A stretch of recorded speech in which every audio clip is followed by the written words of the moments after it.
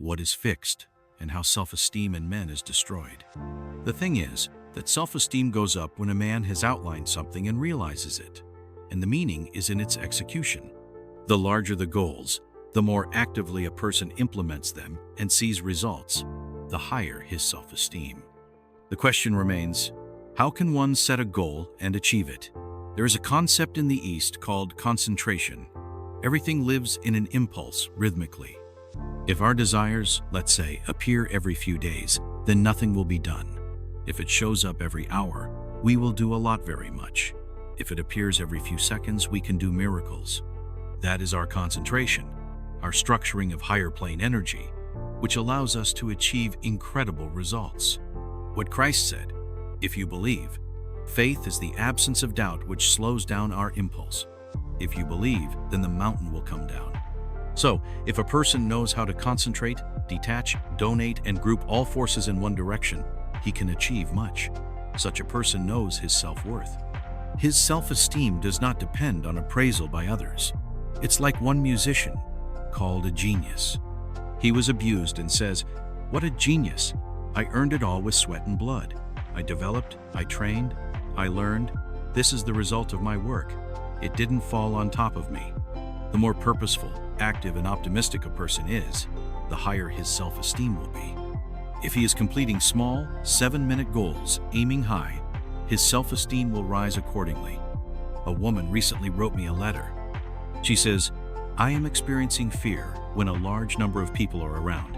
Everyone behaves differently. How do I overcome this fear? Because people are not only good, but also bad." Before that, she asked me another question.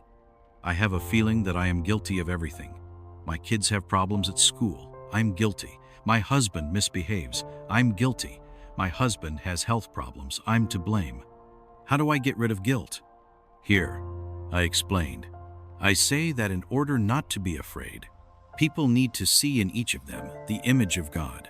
But to see the image of God, you need to learn to keep love in any situation. For this you must forgive, accept the divine will, keep good natures, and take care.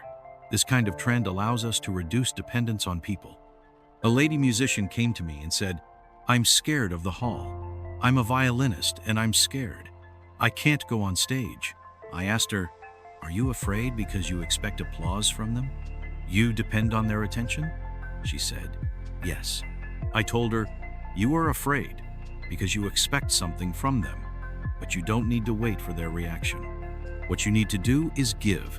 Go on stage with the desire to make them happy, to help them. Their reaction will then be secondary. Your primary desire is to purify the soul and make them happy. Fear will go away when you focus on helping others."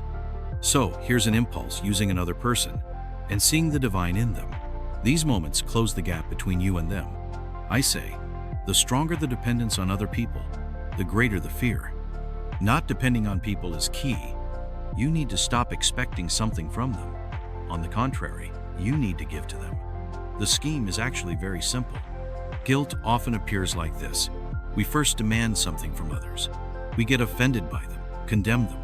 We start to crush ourselves because we can't push others. But you don't need to push others. You need to change and develop for the better. I say replace the word guilty with the phrase, "depends on me." Children's health depends on me. I can help them. My husband's health and his behavior depend on me. This will already be a boost to your development. Feeling guilty is a developmental stop. It crushes you. Therefore, expect less from other people and give more. Now, here's a joke that accurately and sufficiently describes the state of this lady.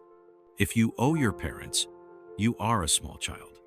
If you owe the state, you are a pensioner. If you owe the whole world, you are Ukrainian. And if you are to blame for everything, you are Russian.